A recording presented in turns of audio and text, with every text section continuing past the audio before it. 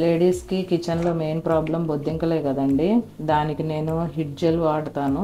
ఇది అందరూ యూస్ చేస్తారు కానీ దీనివల్ల కొన్ని ప్రాబ్లమ్స్ ఉన్నాయండి. నేను ఎలా యూస్ చేస్తాను అని చెప్తాను. దీనికి నేను అమెజాన్లో ఇది ఆర్డర్ పెట్టుకున్నానండి. ఇది ఎందుకు ఆర్డర్ పెట్టానో కూడా చెప్తాను. చూడండి, మనము పెడితే ఇట్లా వాల్కి పెడతాము, లేదంటే ఇక్కడ హ్యాండిల్స్ మీద పెట్టుకుంటాము.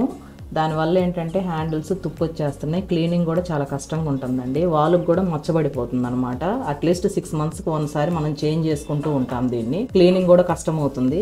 అందుకని నేను దీన్ని ఆర్డర్ పెట్టుకున్నానండి అమెజాన్లో. దీన్ని మనం ఇలా స్టిక్ చేసేసుకొని ఇక్కడ పెట్టుకోవడం వల్ల మనకి క్లీనింగ్ ఈజీగా ఉంటుంది.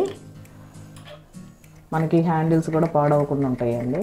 కొంచెం సరిపోతుందండి, అంతేనండి. అట్లా 6 monthsకి ఒకసారి చేంజ్ చేసుకుంటే సరిపోతుంది.